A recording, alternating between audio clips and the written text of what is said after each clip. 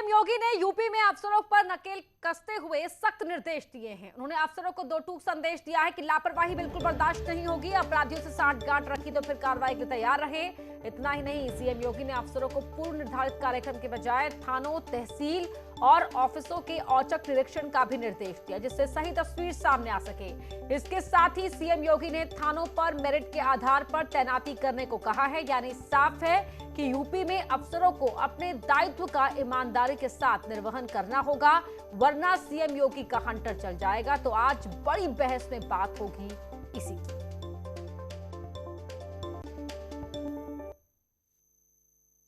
क्योंकि जनता के साथ जिसका जितना गहरा संवाद होगा, संबंध होगा, जनता के सामने आपकी अच्छाई भी और आपकी बुराई भी उतने ही निकटता के साथ देखने को मिलेगा। अगर आप अच्छा करेंगे, जनता इसे हाथों हाथ लेगी। अगर आप गलत करेंगे तो जनता फिर देखते ही देखते आपको नायक से खलनायक बनाने में भी देर नहीं करती है। याद रखना, जनता आपकी हर एक गतिविधि को नजर रखती है। हो सकता है कुछ देर, कुछ दूरी तक हम शासन या उच्च अधिकारियों की आंखों में धूल झोंक लें, लेकिन लंबे समय तक नहीं। और हमारे साथ खास मेहमान जुड़ चुके हैं। डॉक्टर अजीज खान हैं, प्रवक्ता एसपी के, वो हमारे साथ जुड़ चुके हैं। आलोक अवस्थी जी हैं, प्रवक्ता बीजेपी के, वो भी हमारे साथ जुड़ चुके हैं। दो और खास मेहमान जुड़ेंगे बस थोड़ी देर में हमारे साथ।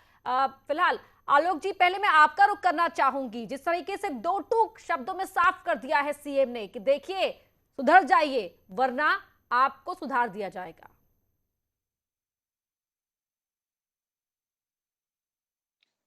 देखिए, उत्तर प्रदेश में जब मुख्यमंत्री योगी आदित्यनाथ जी ने कार्यभार संभाला था तो एक बीमार राज्य हमारे हाथ में आया था, एक अपराधों से ग्रस्त राज्य हमारे हाथ में आया था, एक दंगे से परेशान लोगों का राज्य हमारे हाथ में आया था। इन्हीं अधिकारियों, ये जो अधिकारी थे ये पहले निष्क्रिय थे। थाने जो है अपराधी चलाते थे या समाजवादी पार्टी के नेता चलाते थे। तो सुशासन हम कैसे लाते? आज प्रदेश के अंदर मुख्यमंत्री योगी आदित्यनाथ जी की जो संवेदनशीलता है, जिस तरीके से वो एक अभिभावक के रूप में प्रदेश को देखते हैं। आपने देखा होगा, बाढ़ होती है तो नदी, जो बड़ी हुई नदी, बाढ़ वाली नदी कितनी खतरनाक होती है। उस पर नाव में बैठ करके गांव गांव तक जाते हैं, घुटने तक जो है मिट्टी होती है, उस पर पैर रख करके जाते हैं। पहले के नेता तो कमरे से बाहर तक नहीं निकलते थे। आज उसकी वजह से आज उत्तर प्रदेश के अंदर सुशासन संभव हो पाया है। अपराधियों को ठिकाने लगाया गया है। दंगा करने वालों के पोस्टर लगा करके उनके घरों की कुर्की कराई गई है, जिसे दंगा करने का प्रयास नहीं कर पा रहे हैं। साथ ही साथ इसकी वजह से जो हमारे यहाँ से व्यापार का पलायन हो गया था, हमारे यहाँ से तमाम उद्योग चले गए थे, उन उद्योगपतियों को भी भरोसा आया है। 3 लाख करोड़ से अधिक हमारे यहाँ इन्वेस्टमेंट आया है, जिसकी वजह से कम 1.5 करोड़ लोगों को रोजगार उत्पन्न हुआ है। आज उत्तर प्रदेश की अर्थव्यवस्था देश की दूसरी सबसे बड़ी अर्थव्यवस्था बन सकी है।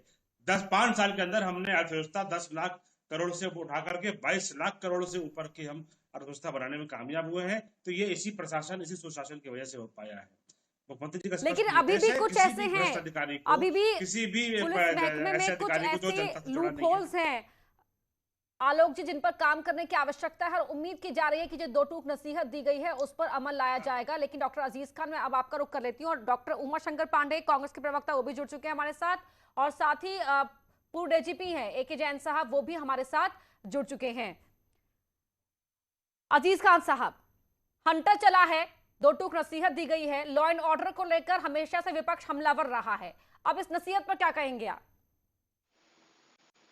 हंटर चला है, ये तो बड़ी खुशी की बात है, लेकिन मैं ये नहीं समझ पा रहा हूं 4.5 साल से हंटर क्यों नहीं चल रहा था। सवाल इस बात का है कि सरकार का एक बात है, अधिकारी कर्मचारी ये सरकार के नियंत्रण से बाहर है। सिर्फ ये होर्डिंग, बोर्ड, बैनर, प्रचार, विज्ञापनों में सिर्फ दिख रहे हैं। अभी थोड़े दिन पहले गोरखपुर में जिस तरीके से हत्या की गई पुलिस के द्वारा, और मुख्यमंत्री के गृह जनपद में, मुख्यमंत्री के नाक के नीचे, और उसके बाद एडीजी लॉ एंड ऑर्डर उसको बता रहे साहब एक हादसा है। डीएम और एसपी जिस कदर हड़का रहे थे, मनीष के पत्नी को जिस तरीके से भरमा रहे थे, हम जानना चाहते हैं कि ऐसे डीएम और एसपी पर क्या कार्रवाई हुई। ADG law and order Prashant Kumar ji के ऊपर जो उन्होंने इस तरीके से एक स्टेटमेंट जारी किया। कुछ दिन पहले हाथरस में जिस बेटी के साथ रेप हुआ था और कहा था उन्होंने रेप नहीं हुआ, बाद में ये जब सीबीआई जांच हुई तो पता चला 4 लोगों ने रेप किया। सवाल इस बात का ऐसे अधिकारियों पर क्या कार्रवाई की गई? देखिए ये सब कोरा कागज है, सिर्फ ये विज्ञापनों के लिए बेहतर है, होर्डिंग बोर्ड बैनर के लिए बेहतर है, लेकिन अगर मैं कहूं जमीनी हकीकत तो जमीनी हकीकत ये नहीं है। दूसरी बात, अभी थोड़े दिन पहले, कई 2-3 दिन पहले योगी जी ने कहा था मैं अचानक हर जगह फोन करवाया, 50 डीएम एसपी अपने ऑफिस में नहीं मिले। तब 4.5 साल से लगातार यही प्रक्रिया थी। आज जब चली चला का बेला है तो आप ये दिखाने का प्रयास कर रहे थे, हंटर चला रहे। अरे हंटर आप चला रहे हो, नहीं चला रहे हो, आज अधिकारी आपके अंडर कंट्रोल नहीं है, आपके नियंत्रण में नहीं है, वो आपकी बात नहीं सुन रहा है, इसलिए क्योंकि वो मनमाने ठीक है, इस पर मैं जवाब लूंगी आलोक जी से, लेकिन उससे पहले डॉक्टर उमा शंकर पांडे को भी शामिल कर लेती। डॉक्टर उमा शंकर पांडे, 4.5 साल बाद अगर इस तरह से नसीहत दी गई है तो क्या ये काफी नजर नहीं आ रही है? नहीं, देखिए ये स्पष्ट तौर पर असफल सरकार और उसके असफल और अनुभवहीन मुख्यमंत्री की बेचैनी के अलावा और कुछ भी नहीं है। अब जब सरकार को बमुश्किलन 2-3 महीने बाकी हैं और अपनी असफलता को छिपाना है, तो ऐसे में इस तरीके की कवायद अब अक्सर आपको दिखाई देंगी। हकीकत यह है कि पिछले 4.5 सालों में योगी जी की ठोक दो वाली नीति ने उत्तर प्रदेश की पुलिस को गैंग के रूप में परिवर्तित कर दिया है। मैं गैंग शब्द को इसलिए यूज कर रहा हूं क्योंकि 4 घटनाओं को याद करिए। इन 4 घटनाओं ने उत्तर प्रदेश की पुलिस का ऐसा चेहरा सामने लाया है जो अभी तक इतिहास में दिखाई नहीं दिया है। पुलिस संगठित गिरोह के रूप में काम करने लगी है, ये योगी जी की उपलब्धता है। आप देखिए, पहली घटना, विवेक तिवारी को लखनऊ में पुलिस वाले वसूली के लिए मत्थे पर गोली मारते हैं। दूसरी घटना, संजीत यादव कानपुर के मामले में बिचौलिए की भूमिका में नजर आई कानपुर की पुलिस। तीसरी घटना, महोबा के इंद्रकांत त्रिपाठी क्रेशर व्यापारी से वसूली के मामले में। ठीक है, और चौथी घटना का आप गोरखपुर का जिक्र करेंगे। डॉक्टर उमा शंकर पांडे, माफी के साथ समय कम है तो सभी मेहमानों को शामिल करना चाहती हूं मैं। आलोक अवस्थी जी जवाब तैयार रखिएगा, लेकिन पहले एके जैन साहब, मैं आपका रुख कर रही हूं। अगर ये कहा जाए सीएम की ओर से कि देखिए जनता नायक को खलनायक बनाने में देर नहीं करती, सुधर जाइए, साफ साफ कह दिया, तो फिर ऐतराज किस बात का?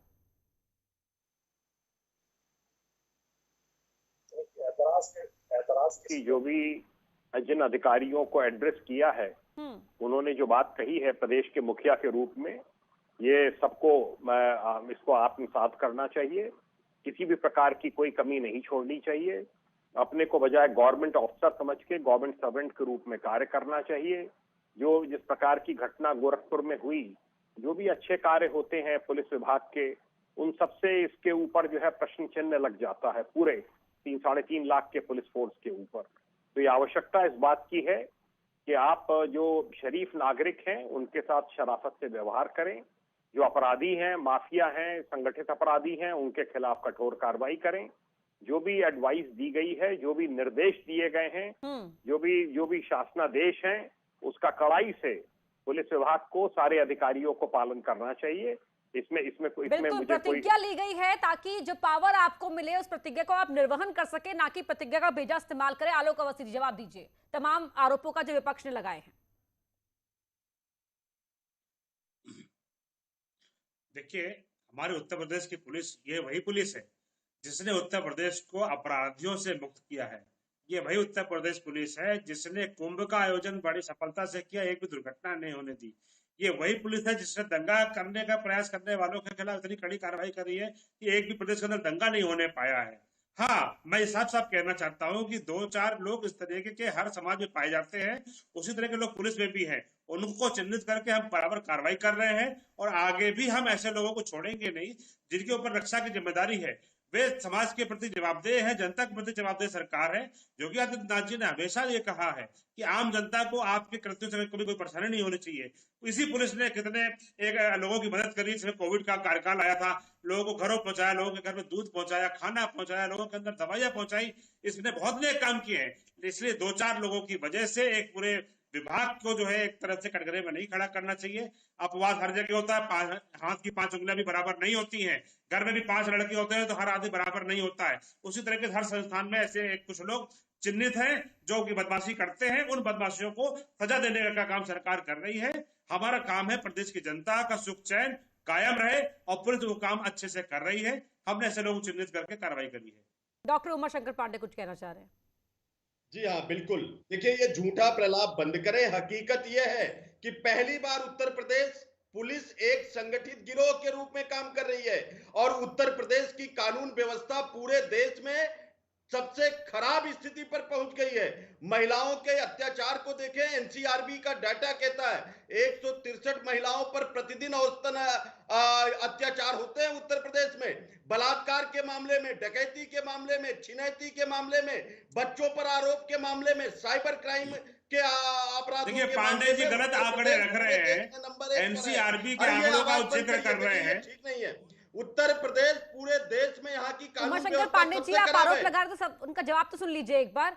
एनसीआरबी को लेकर कुछ कहना चाह रहे हैं आलोक अवस्थी जी। ये अगर तथ्यों पर जवाब दे तो इनसे हाँ बात हाँ, करिए। उन्हीं तथ्यों पर कुछ बात कहना चाह रहे हैं आलोक जी। क्यों उत्तर ये प्रदेश संख्या वाला प्रदेश है, 25 करोड़ की आबादी इस प्रदेश की है। 25 करोड़ की आबादी का जो प्रदेश, जब इस पे कार्रवाई होती है तो संख्या ज्यादा दिखाई पड़ेगी आपको। देश में जो अगर आप 5 करोड़ की आबादी के प्रदेश की 25 करोड़ की आबादी से तुलना ठीक है, करेंगे इस तो आप बहस में मेरे पास इतना ही समय था।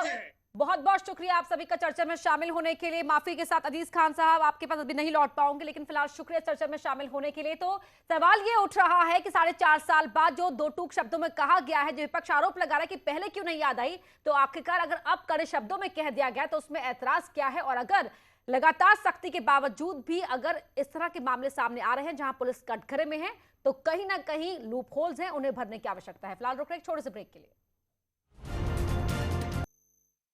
न्यूज़ 18 की खास मुहिम मिशन साहस के जरिए स्टार्टअप को आगे बढ़ाने के बेहतरीन टिप्स साझा करेंगे बड़ाबिजनेस.com के सीईओ डॉक्टर विवेक बिंद्रा। इस श्रृंखला में डॉक्टर विवेक बिंद्रा से जानिए कैसे कस्टमर्स बनाए और अपने स्टार्टअप को आगे बढ़ाए। देखिए मिशन साहस। नमस्कार, मैं Vivek Bindra, founder and CEO बड़ाबिजनेस.com। आज के एपिसोड में चर्चा करेंगे मेरे स्टार्टअप के लिए कस्टमर कहां से लाऊं। लगभग हर स्टार्टअप की यही समस्या है, कस्टमर कहां से लाऊं, कस्टमर कहां से लाऊं। अगर आपकी क्षमता कम है, कस्टमर ज़्यादा आ जाए तो भी नुकसान है। अगर आपकी क्षमता है और कस्टमर है ही नहीं तो भी नुकसान है। तो इतना कस्टमर तो होना चाहिए कि आपका नेगेटिव कैश फ्लो ना हो। और याद रखना, कस्टमर आपको आपके समय के लिए नहीं पैसा देता है, आपकी जो वैल्यू आप क्रिएट करते हैं वो उसके लिए आपको पैसा देता है। कस्टमर आपकी सर्विस में लग्जरी ढूंढ रहा है, अफोर्डेबिलिटी ढूंढ रहा है, सिंप्लिसिटी ढूंढ रहा है, सिक्योरिटी, रिलायबिलिटी, प्रॉफिटेबिलिटी, क्या ढूंढ रहा है। आप अपने आप को पहले मजबूत करके वैसा बनाइए। उसके बाद नेटवर्किंग बिल्ड करिए, प्रोफेशनल एसोसिएशन में जाइए, इवेंट्स अटेंड करिए, वहाँ जाकर के आप अपने एग्जिस्टिंग नेटवर्क को टैप करिए। आपके पुराने क्लासमेट, आपके ओल्ड कॉलेजेस, जो कॉलीग्स से क्षमा चाहता हूँ, आपके प्रोफेसर, आपके टीचर, आपके पुराने बॉसेस, आप अपना बिजनेस कार्ड दीजिए, लोगों के साथ में कनेक्ट करिए इवेंट्स के अंदर। वो अपना बिजनेस कार्ड देगा तो उसको तुरंत लिंक्डइन पे जोड़ लीजिए। लिंक्डइन पे जोड़ते ही उसको nice to meet you, hello, trust you doing well, एक बढ़िया सा मैसेज भी भेज दीजिए उनको। आपको ये देखना है कि आप अपनी सारी पुरानी कॉन्वर्सेशन को सीआरएम के थ्रू ट्रैक करिए। अपनी रिकॉल वैल्यू को जनरेट करने के लिए अपने कॉमन कनेक्शंस के पास वापस जाइए। तो अपनी अथॉरिटी बिल्ड करने के लिए अपने बारे में अपनी वेबसाइट पे सब जगह लिखिए अपना रिज्यूमे, आपका बायो, आपका पोर्टफोलियो, आपका क्लाइंट लिस्ट, आपका प्रोफेशनल टाइटल अगर आपको कोई मिला, आपकी कोई मेंबरशिप है, सर्टिफिकेशन है, कोई स्पेशल ट्रेनिंग अवार्ड आपको मिला, उन सबको लिखिए ताकि लोग अगर आपके पास आए तो वो कन्विंस हों। जॉब पोर्टल पे जाइए, लोकल एजेंसी को ढूंढिए, पार्टनर करिए किसी और के साथ में जो आपको कस्टमर दे सकता है। अपनी ऑनलाइन रेपुटेशन ठीक करिए। बहुत से उपाय हैं इसे करने के लिए। अपनी खुद की केस स्टडी बनाइए, अपनी छोटी छोटी ऐड लगाइए। को वर्किंग स्पेस पे कस्टमर मिल जाते हैं। अगर कोई कस्टमर है, बना नहीं है, तो 3 मिनट की, 30 मिनट की, आधे घंटे की उसको फ्री कंसल्टेशन दे दीजिए। तो बहुत सारे उपाय हैं और ये उपाय आपको काम आएंगे।